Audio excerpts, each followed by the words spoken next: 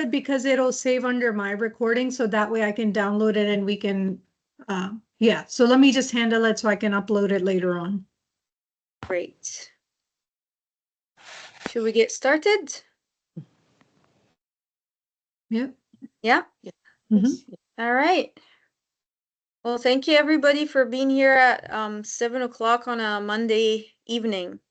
My name is Shaima Eid, and I am the lead ESL instructor at Renew as of August last year. And it's my pleasure to be co-sharing some of the content that we'll be talking about today, to kind of welcome those of you who are joining us for the first time, and also to refresh some of your knowledge for those of you who have been incredibly supportive to our ESL program. So I was hoping that we could spend about 45 minutes, 50 minutes, and then leave the end for some questions and answers. This is the agenda. We will go over some, I hope not too technical information. I'll try as much as possible to make it more engaging and interactive. We would like to hear from everybody about how they have been involved and who they are in the organization, a little bit about what the program and the process, and how adult learning and ESL in particular is different working with the population that we have from working with K-12 with children. We will have an activity to try and put ourselves in the shoes of the women that we work with. And then I'll talk a little bit about my own approach to teaching ESL. And then your roles and expectations as somebody who comes into an ESL classroom virtually. And then hopefully at the end we can listen to any of your comments, concerns, or questions. So I did my introduction. I can pass it on to Nada, our most recent addition to our team, and we're thrilled about having her join us as an ESL instructor with the program. And then with our volunteers who have supported our program, it would be nice to also hear if you have one reason that encourages you or motivates you or inspires you to continue to support. And then I think Mary, is there anybody else in addition to Mary who's joining us for the first time today? Yes, Shama, we have Shahida Aran and her two daughters. I think they're all on the same call. Aisha and Amna, they're all three are here. Wonderful. It's their first time, yes. Okay, great. And then with the program overview, we can pass it on to either Dr. Shanaz or Asma or Kisra, whomever feels comfortable sharing this slide, but we can just go back to here. Nada, if you wanted to go ahead, please do. Sure. Of course. Hello, everybody. It's so nice to see everyone here joining us today. As Shama mentioned, this is going to be my first time working with Renew, and I'm very excited to get to know all of you a little bit better through this process and through the organization.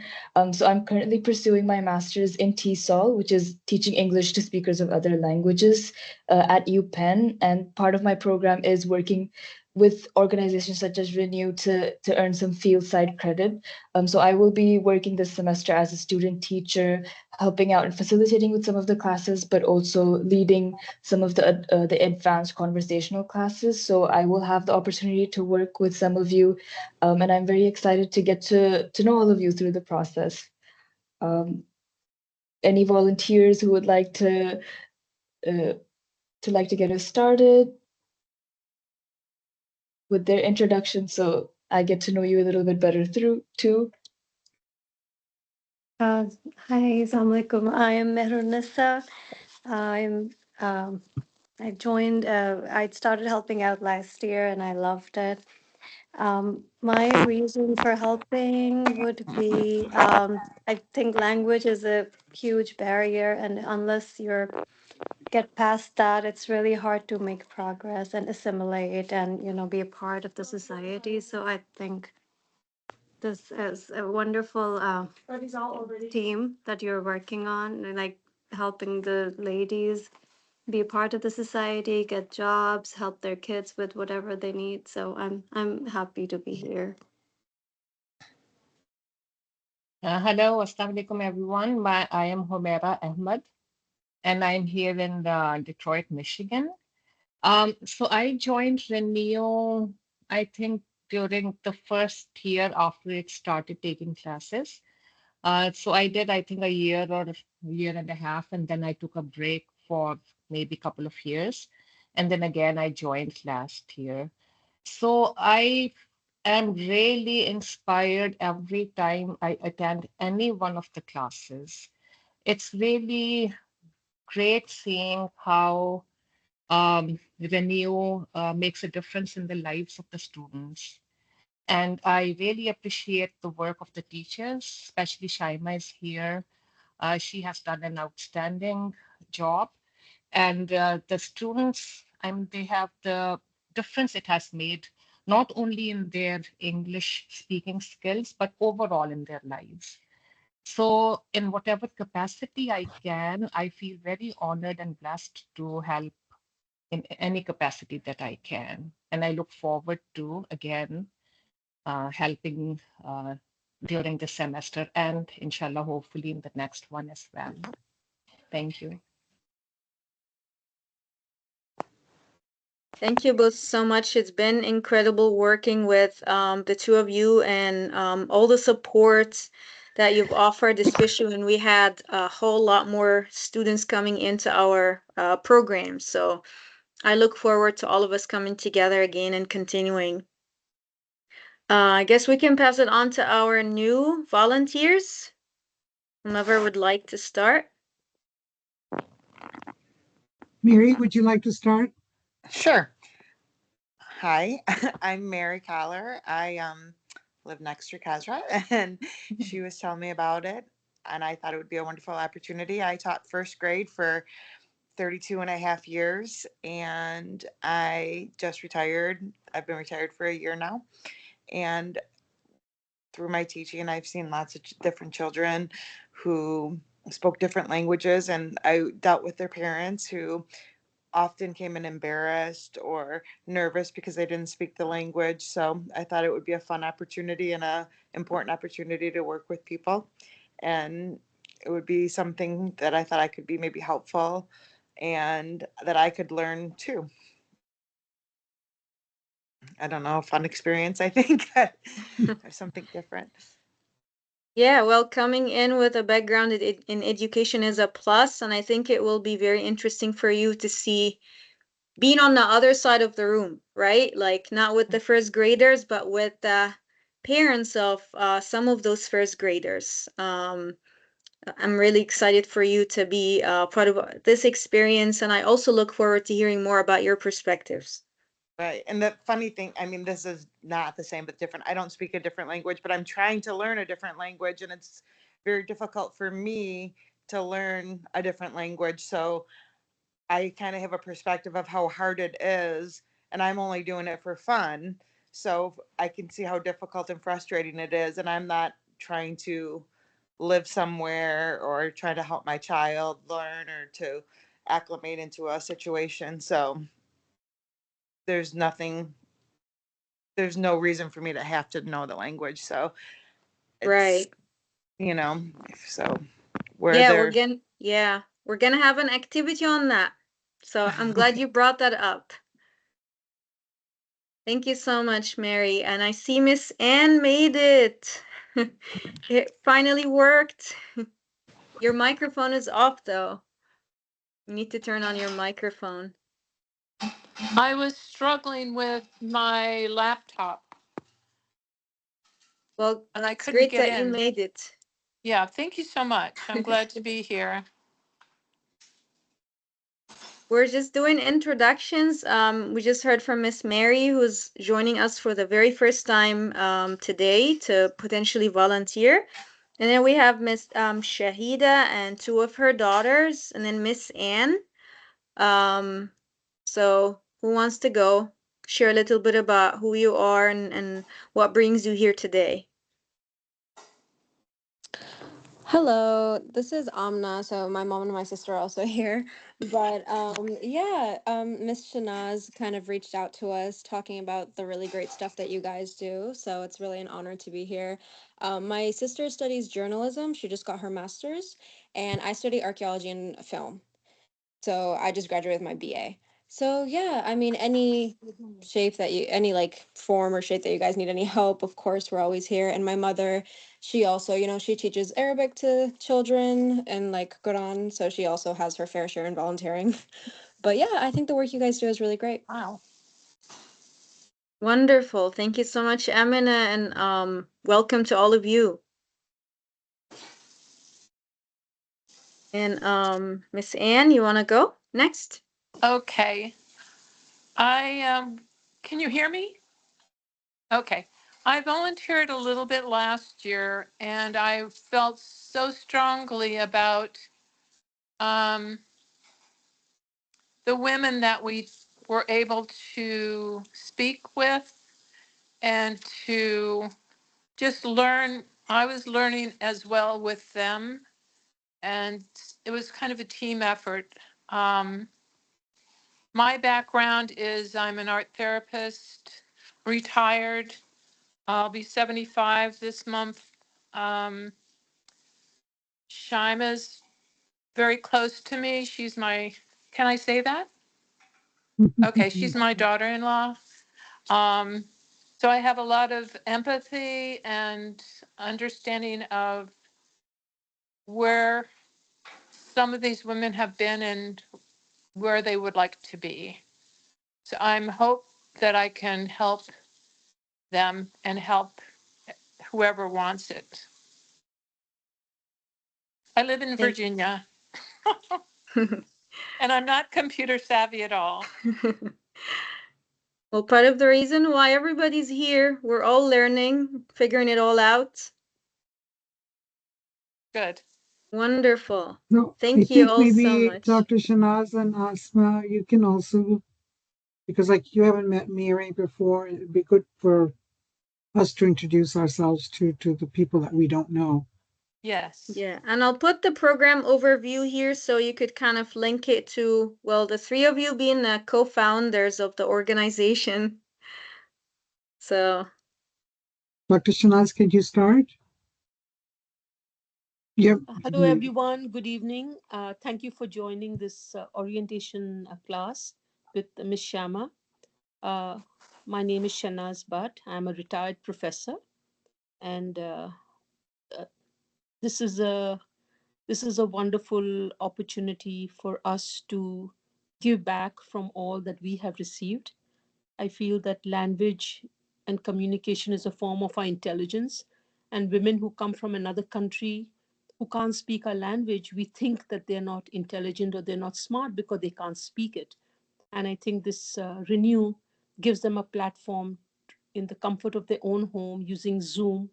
They can learn, and we have some very, very dedicated students who, as Humaira said, they inspire us. I'm always amazed at their resilience, and I come back, I think, richer. Every time I attend a class, I come back richer. So I'm very grateful.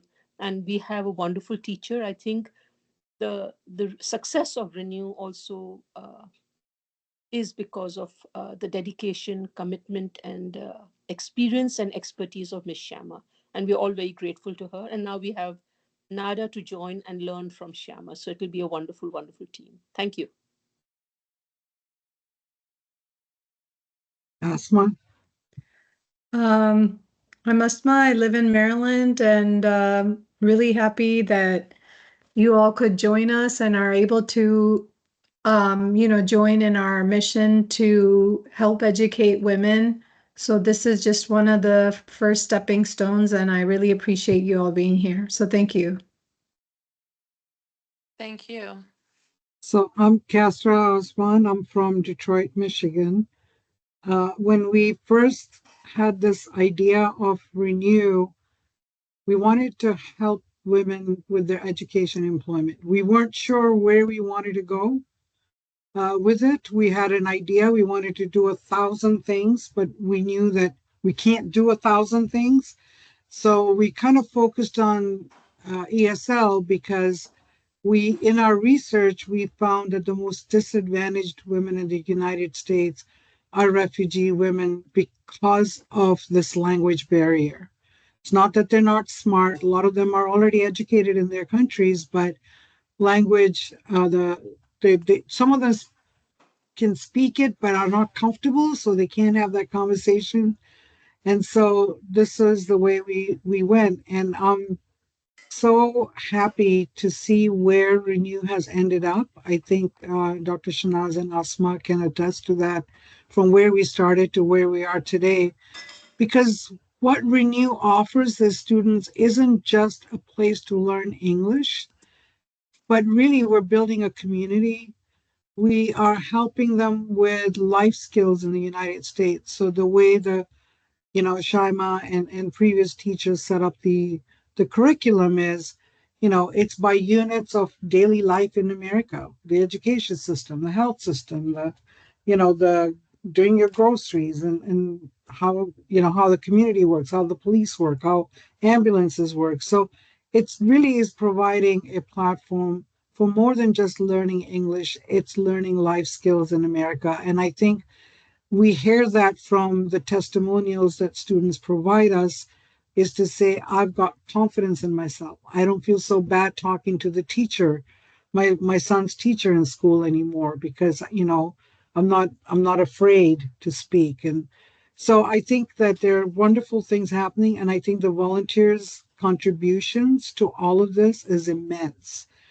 The teacher can teach, but then if she has to manage a lot of 100 other things, it's going to reduce how much the teacher can teach or how well she can teach. So volunteers play a pivotal role in helping the teacher manage the classrooms. So we thank you as volunteers to, help us with moving this Renew forward, and help as many women as we can.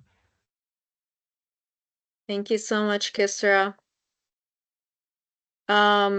I'm gonna start moving into the technical side of things, just so we wrap up exactly at 8 o'clock. For those of you on the eastern side of the country. As Kisra was saying, in addition to preparing curriculum and lesson plans and coming in and putting out that show for students, there's so much that happens before that 1 hour and a half of instruction. And so many of our team members have been involved in so many different capacities in the process that makes those classes happen. So I just wanted to give you an idea so you kind of think about the landscape altogether. We've opened registration in the beginning of this month, and we've received more than 100 registrations in just the first 10 days. We try to give ourselves some time to process these women who are interested, and then we also plan for orientations to kind of help them all be on the same page if they're new students, to understand our system and navigate learning online. Sometimes we have placement testing, which we've also had to do in order to make sure that people are placed in their appropriate class for where they are at and what they need. And then we follow up with that after we actually talk with the students. So for the first 2 weeks, we're still trying to figure out where they should all go. And then the curriculum development part, which primarily it has been myself and then some of our previous curriculum developers, and Nada will be joining with me this semester, also is a very time-consuming process. So we think about the population that we have and what they might be interested in, what's happening around us, and I'll get into some of that later. But just to give you an idea, all of this happens.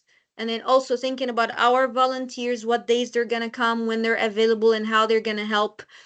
And then we have the sessions, which based on our schedule this year will be starting in exactly a month from now, like mid-September. I also wanted to show you some of the responses that I just took out of our registration form, just so we have an idea about who is coming this time. So every single semester we get different people. This time we have a lot of people from Morocco, Algeria, Iraq. We have some from Afghanistan, Chad, Bangladesh, Egypt, Pakistan, and Sudan. These are some of the reasons why they wanted to study English. It seems like a lot of women are interested in work, jobs, and careers, continuing their educations, supporting their children, understanding American society. And understanding American society and the culture seems to be the top reason for many of our students this semester. So I like to keep an eye on things like that because it guides me as I look at the content I'll be sharing with them. Now, Mary has mentioned that she has over 30 years of experience as an elementary school teacher. And Nada is doing her master's in teaching English to speakers of other languages. I'm not sure if it's with a focus on adults, but I'm assuming Nada, adult learners, right? Yeah. Yes, for my master's it has been, but I've done my bachelor's, which is focused specifically on secondary education, so like high school. Yeah. Very good. So I'll just talk a little bit about how that looks different and how us working with some of the women who come our way is different from how their kids' teachers work with their children, right? What's happening in the US and what's happening in the world around us also affects ESL so much. Whether it's funding, the social climate, immigration, and then also the way technology works and just English as a language is continuously evolving. All of that affects the way we work with the people, at least in my approach. One of the main challenges that a lot of the women face, and Kisra has mentioned some of that, is that there's really very little out there, very limited access to classes for people who are looking for ESL classes. The numbers are really crazy. If we're thinking about people who are limited English proficiency, people who have English but need classes, we're talking about millions of people. Only 2 or 4% of them have access to classes. With the funding and lack of awareness, unlike K to 12, adult education isn't really known or supported as much as K to 12 is. So parents oftentimes think that in the back of their minds. My kids are learning, they're advancing, they're adapting, but I don't have the same opportunity. And that puts a lot of emotional and mental and social pressure on the women and the adults in general. Now, there's so many types of adult education programs. I'm not going to get into too much of that, but just to think about what we're offering. ESL, English as a second language or English language learning programs, have been coined a lot with a lot more things in recent years, like workforce development, digital literacy, learning about computer and internet and using electronics. We also have citizenship and civics. In the classes that we offered in Renew, we focus a lot more on English. And then I started recently doing more digital literacy and then also parenting life skills. So it is a comprehensive offering for people. So we're not just working on English with them. Our class is completely remote online. So unlike library models or community college, we don't see the students. We don't come in person and work with each other. So there is a lot of challenges that come with that virtual relationship with women being all over the country, having different circumstances where they live, some in small towns, some in areas where they don't have other immigrants around them. So they come with so many different things. In addition to helping them with English, we also end up hearing a lot from people about other things that are happening in their lives because they are adults. So a lot of the time you might hear that women have no access to transportation, or they don't drive, or they live in areas that are very rural, so they can't really leave their homes. They're stuck where they are. That causes social isolation, lack of community, lack of peer support. They might not have anyone who's similar to them around where they are. And then men are mostly working out, making money, gone for long hours, even weeks sometimes and months. And they end up with an overwhelming amount of home and caregiving responsibilities. Yeah. You also might see people dealing with financial restraints or having commitments to family overseas, with remittance, being financially responsible not just for their family here, but extended family. They could speak English, but they might not understand how the different systems in the US work. And sometimes things come up like domestic violence issues, emergencies, just a lot of random things that happen, and they have nobody else to ask for help. Sometimes their English teacher or Renew or whatever organization is the first point of contact for many of these women.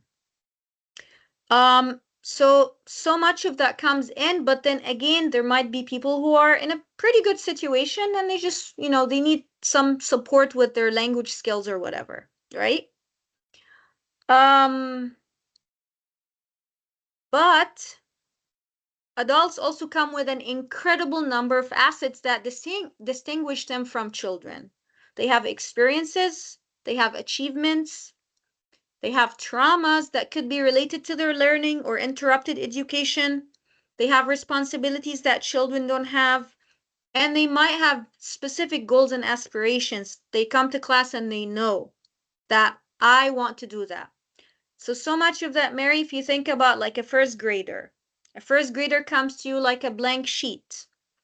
They might have traumas, but it might not necessarily be learning traumas, right? Not a whole lot of living experience as a 6-year-old or a 7-year-old. They still need to learn so much. They might not have barely any responsibilities. So that's where a lot of the imbalance happens with adults. They come with all that weight, and sometimes it works for them, and sometimes it works against them. So understanding that adults are unique in their learning helps us so much when we're connecting with them on a personal level in the classroom. Now, the fun part, I'm going to pass it on to Nada. And we want to imagine us, each one of us, in a situation where it might be similar to some of what our learners are experiencing. Okay? Yeah. We can do it here, or for the sake of time, if we could figure it out, Asma, we can do breakout rooms so everybody has a chance to talk. I would say we could do it for 5 minutes, but let's listen to the scenario first, and Nada's gonna break out the activity for us. Of course. So we're going to be touching on a scenario-based exercise that some of our volunteers have already sort of touched on. So I want all of you to imagine that you have just landed in China, and whatever you see around yourself, you're seeing signs, you're seeing script that's written in a language that you're not familiar with, a language you're not proficient in, assuming that all of you aren't familiar with Mandarin. And you're seeing that your phone, the English alphabet, and the transcripts and keyboards you have on your phone also don't seem to be working. So you realize that you need to start going online, start exploring the places around you, seeing and maybe probably using computers and other resources that use the Mandarin transcript, something that you're not very familiar with.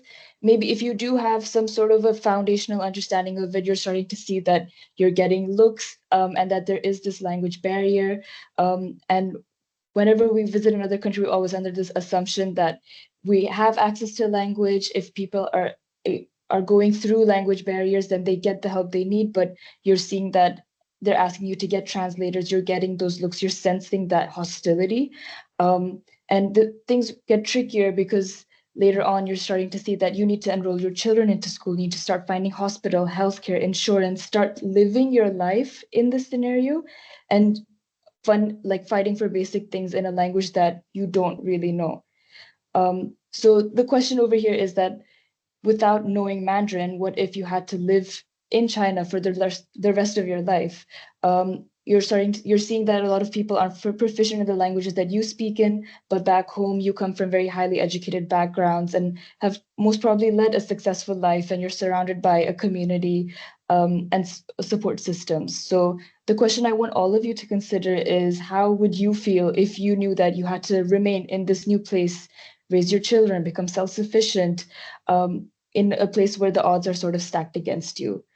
So I want all of you to sit with that question for a minute while we open out the breakout rooms, and then we'll all get a chance to share at least one thought of how that would feel like and how you would sort of navigate a certain scenario like this. So hopefully we'll give everyone 5 minutes to think, to share your responses. And then once we come back, hopefully we can have people share on their reflections.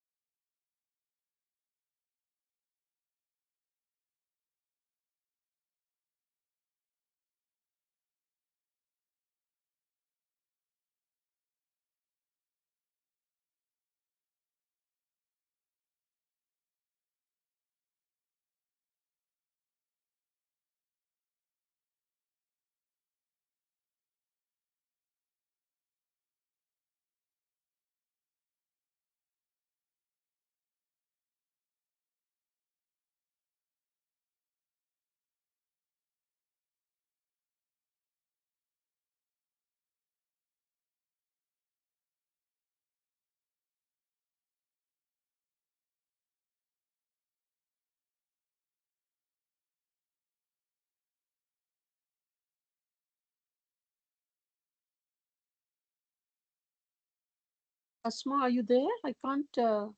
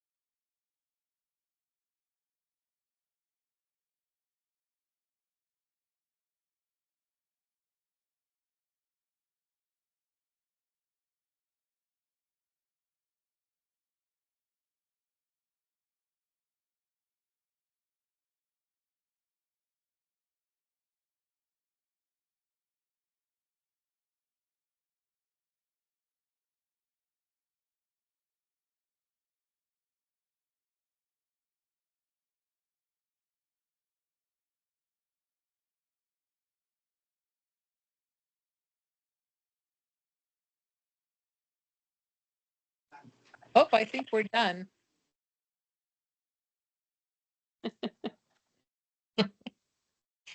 Give everyone enough time? Okay. Yeah, I was that was wondering nice. how to More ask than you more to than get enough. us out, and I was like, where? I don't see any buttons for that. I think I had enough time for a panic attack, so it was enough. Yeah, exactly.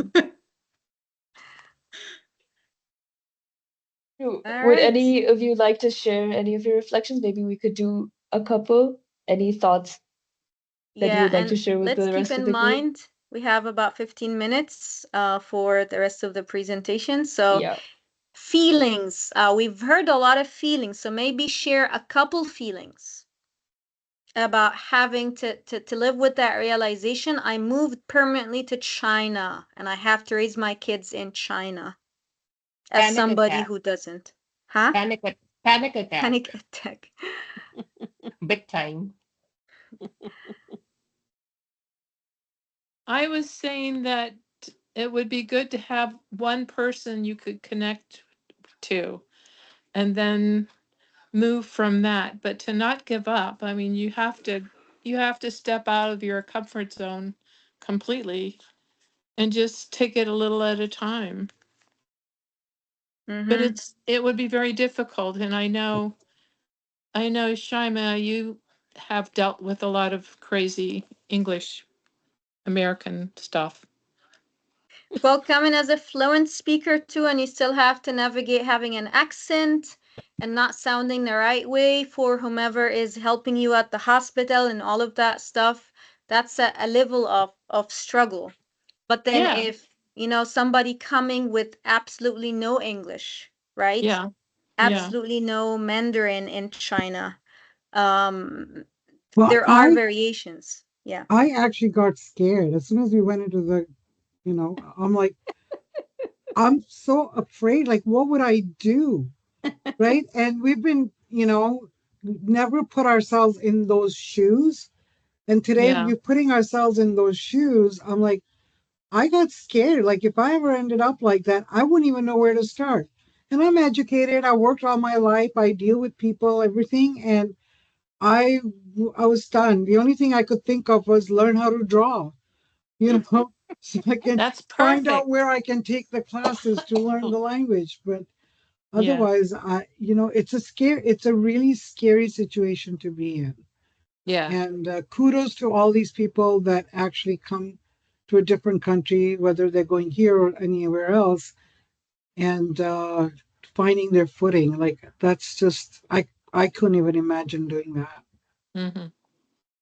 Well, this is also where having being an ally or having an ally, Hmm. that's huge. That makes Yeah. everything so, so much better. Like if you have Yes. someone helping you. Yes. Yeah. Yeah, So and this is why having virtual experiences and virtual spaces makes a huge difference. And you'll see how a lot of immigrant women do organically form online communities and find each other, and they work really, really hard to make that effort to find community. So if it's something that an organization or an individual can offer to them, it is really huge. Hmm. Yeah. Any other feelings, last feelings before we move? So terrified, freaked out, panicked, worried, nervous, Hmm. you All of know? the above. All of the above. So our women come to our classrooms with feelings like that, right? So in addition to all of the challenges that we're talking about, and we had a really good exchange in our group about how feeling less intelligent than others, being seen and perceived a certain way, feeling like you're missing, you're lacking, you're not enough, you're not good enough. So that creates a lot of trauma. So when we're navigating working with them in classrooms, it is really important that we are aware of that. So I'll very quickly touch on how I do things compared to how some other ESL classes are. In my experience teaching here for 10 years, there really isn't one particular way to do ESL, one correct way or one wrong way. But thinking about being an ally and being a peer, and a role model where you feel like you're having an exchange versus passing as much info on this country and its tradition and its language and all the holidays as possible, will make your program stand out. If you have more compassion and if you're thinking more about what they have to offer versus what you want to pass on to them because they're missing. Mm. And if the curriculum is the same, if you have women from Afghanistan and then you have women from Ukraine and then you have Chinese women and you're just teaching them all the same exact stuff, that doesn't work also. It's one thing if you have a mixed group of people and you try to see whatever works. And it's another thing if you do know who your population is and you have an understanding of their backgrounds. So the more understanding you are of the crowd, the more engagement and retention and improvement you'll see. Using their existing knowledge and building on what they already have. Talking about things that they're actually interested in and they want to talk about and learn about. Getting to know them a little bit and then refining what you had already put together. I'm very flexible in what I offer in the classes, and I really, really love and appreciate that Renew creates that environment where I do feel like I have the liberty to be creative and use open source material and use the expertise of the people who come in. And then I also keep in mind what's happening, what's happening these days, what's the talk, what season are we in, you know? Um, And so I'm hoping that Nada and I, working together this semester, hopefully we can think about ways where we can continue to offer content that keeps the students engaged. I'm gonna come to that part. I think Nada, you were going to talk about this. Of course. So we're now going to dive a little bit deeper into your roles and the expectations, and give you more perspective on how you can make their learning experiences and contribute to it positively.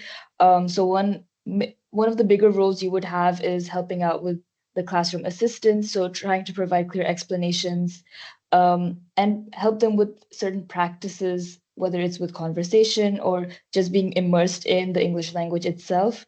I think another big responsibility you would have as volunteers is facilitating breakout room discussions and conversations. So in those spaces, you would have the expectation to help with error correction and any of the language that they're using. So if you feel like there is a gap in their understanding or their language use, just trying to make sure you facilitate that and push them in the right direction when needed. So that would fall under the in-class support. That is usually the majority of the responsibilities that you would have. What we're also trying to experiment with is try to see if you could provide out-of-class support. So a lot of our students are present in our WhatsApp groups where they have questions or they want to practice their language outside of the classroom.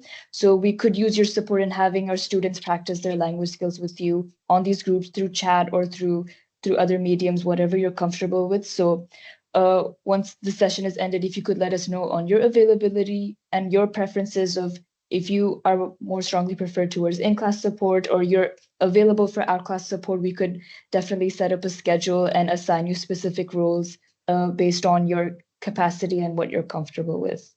Okay. Thank you so much, Nada. So in the past, we've had Humaira and Mehernisa, Dr. Shanaz, and Miss Anne, Hania, Kisra sometimes also joined us. Asma's been doing an incredible job with all the back end emailing and assignments and all of that. But our help has been primarily in conversation facilitation, where we end up with a lot of students in our classes. In the recent semesters, we've had 20 something people show up to one Zoom meeting. And it was very helpful to have people come in and be with students in one of those breakout rooms and just answer a question or help them give an example. I've also had Miss Anne with the beginner class, very, very beginner, just read slides, read vocabulary lists, just keep very basic, simple conversation. So Once we have the orientations and then work out a schedule for our classes, because like I said, in the process, we still need to know how many people will be intermediate, how many people are going to a beginner, and so on. So once we have that, because I saw your comments, Dr. Shanaz and Asma, about the schedule. We're still working on that. We know that we're going to start September 15th, and classes are all in the mornings. The last class would end at 1 p.m. maximum, or 12:30 p.m. Eastern time. So we don't have any evenings. We don't have any weekends. And hopefully we can figure out something where, we could make sure that we have whomever is available. We also sometimes don't want to end up with too many volunteers for the number of students. We don't know that Nada's class this semester will be upper intermediate and advanced conversation, and that's the class where I think we'll need a lot of support. I will also be doing one intermediate class that I think gets a lot of students. And then with the beginners, also very low maintenance class, we might need some support. For the sake of time, I wanted to go quickly to how we want you to think about making this a meaningful experience for you. Nada, you could go over that quickly if you wish, and then we could finish up with a few Q&A if anyone wanted to comment. Sure. So just in the interest of time, I'm going to go over a little bit quicker. But a very important first step is to try to make sure that you're putting in an effort, and it can start with the smaller details of the students, like learning their names and what languages they speak, and showing a sort of interest in where they're from and what they're about. And I think the second step, and one of the more harder steps, is being vulnerable yourself and trying to connect with their personal experiences, sharing your point of view on things if you feel like it helps with their journey, it empowers them in a certain way. So there's always, it's a two-way street when trying to make sure that you get the most out of this experience, is hearing enough information from them and also providing information that you're comfortable with. And the best way to make sure that you get out of that is trying to reflect and think about your experiences in hindsight. So just thinking about and reflecting on those exchanges, thinking about the conversation and facilitation that occurred and what perspectives were shared, and how that adds to your meaning making and experiences as a volunteer. And also, I think a very unique perk of volunteering in ESL classes is reflecting on your own language use and how you interact with others in English, especially with the language barrier that comes up with the learners. So trying to use more simple language that isn't as technical, or that is really reliant on idioms or phrases that are culture specific, trying to make sure that it is as plain and simpler to understand is always the way to go. But sometimes that doesn't always happen. So you can, as volunteers, always try to make sure that you turn it into a learning opportunity, and try to discuss on what that term could mean, how they could use it. And I'm sure the students would benefit from that greatly as well. Thank you so Good. much, Nada. Yeah.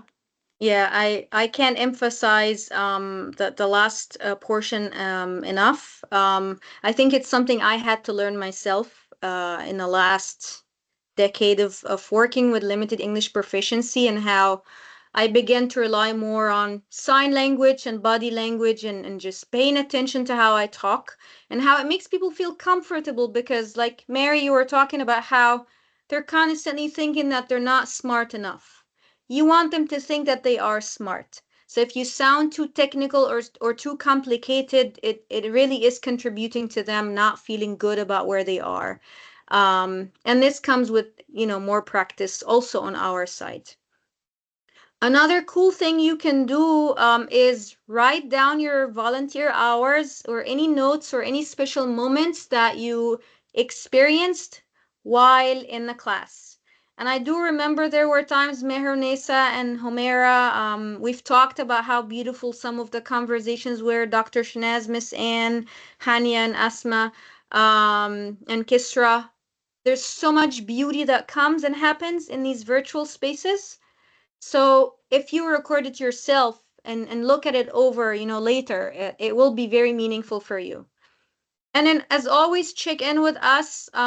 We want to make sure that you feel supported yourself as a volunteer. I know this might be overwhelming, but we want to make sure it doesn't feel overwhelming for you. We know that doing work virtually is also difficult and challenging if we don't see each other in person. So please do let us know if you need support. If you want to learn more about anything related to adult education, please feel free to connect. Or if you just wanted to talk, or if you had any suggestions or comments, we are happy to also share resources with you. I am particularly interested in trauma, and I know Nada, you are working on that too. We have people who worked with in therapy. We have educators. So many of you come with a lot of unique experiences. So let's find a way where we can connect adult education with whatever expertise that you have for a more engaging experience for everybody involved. Exactly 8:01. That's amazing. So let's jump to questions or comments if anybody has anything they would like to say. Good news is we're going to have this as a handout, which we're going to send to you. So you could have a chance to look at it. And if you wanted to share any thoughts or have any questions later, you're always welcome to reach out. Shaima, can we ask the volunteers if they have specific days or that they can be available so that when you're creating a schedule, you might have a good idea? I know we don't have a schedule yet, but we're going to have a class at least Monday to Thursday. We'll have classes, right? I think Asma Every day. responded in the chat Yes. to that. So I think classes might be Monday, Wednesday, and Thursday. But again, based on the availability, we'll have to give the details out. But if everybody gives me their phone number, I can add them to the chat. And then I can give the schedule once it comes out, and then people can say, okay, I want this day, I want this day, I want this class. So if everybody can just share their phone number, I'll add them to the volunteers tab that we have in WhatsApp. I already have Marinissa's information and Humera's, so they don't have to share. And Mary's given her phone number there, so thank you for that. And Miss Ann, I can do we have I can add her. If if Yeah, I I have think her phone number. WhatsApp has Shaima can been, give it to you. yeah, I think we tried setting up WhatsApp on your phone so many times and it wasn't Oh. working. Okay, So that has been an issue, but okay. I'm trying to think of how we'll see how we can do that. And we've Yeah. also used the chat in the past. Sometimes something comes up and you're unavailable to Yeah. attend, then we can shuffle volunteers Yes. around. So it's helpful to have that. There's not going to be a whole lot going on in the chat, Yeah. but at least we'll know, okay, on Monday for, beginners, this volunteer's coming, or Yes. for the intermediate one, we have 2 volunteers, or today we'll need Yeah. 3 because the conversation class is really large. So those kind of things will just, logistics will plan out in the chat. And Yeah. also, if you pick a day and all of a sudden down the road you have an appointment you can't make that day, and you just put it in that chat and say, I can't make it this Tuesday or Thursday, whatever day, then somebody else can chime in and say, okay, I can do that day instead. So it's a really good place where, because we all have Yeah. other lives, right? So I if you, think it worked out pretty well in recent semesters, and I think we were able to manage it pretty well because there's plenty of us, and we're not gonna need all of us in one day or two. good. Dr. Shanaz? Yes. So I think when you let the volunteers know the actual schedule, also, and when you look through your registration and have a sense, maybe you can Yeah. let us know that Monday I may need only 1, but Yes. Tuesdays I may need 3 because it's going to Yes. be. So that would help us also, so that you're not Yeah. stuck with only one volunteer. Yes. That's Yeah. good. Yeah. And I think we also are expecting people, if you can, to show up to some of the orientations. We're going to host 2 orientations for new students first week of September. We're doing 2 just because of the numbers that we have. Yeah. So it would be good if you wanted to attend one of them. It would end up being like 40 minutes. And I think we can share some of that information with all of you ahead of time. So you can plan. It will give you a better idea about the students. You'll get to see some of them and just an idea about the program if you wanted to familiarize yourself more. Okay. Yes, I And would then like. yeah. So some of the new volunteers, any thoughts or comments or? Yeah, how do you feel? Again, let's keep it to feelings. Do you feel good, overwhelmed, excited? You can't wait until you start volunteering? Sounds wonderful.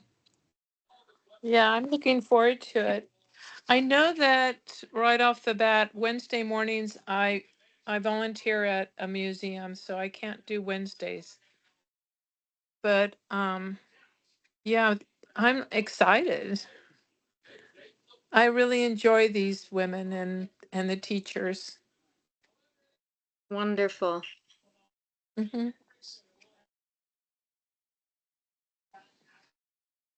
Yeah, and I'll wait till I see the schedule because I'm going to be looking to see what days I'm going to be substitute teaching and everything. So, and with my other job. So I'm just going to look at the schedule and play it by ear. Good for you. Sounds great. But I'm Yeah. excited. Yeah. Thank We're you. Thank excited you, to have you Mary. as well, Mary. Yes. And thank you to Shahida, Aisha, and Amna. Do you all have any comments? Ji, Jazakallah, no, Jazakallah for having us. So I think it will be a really nice experience. This is Shahida. Just Hmm. so yeah, I'm looking forward to it, and I think I'll be learning a lot from you guys.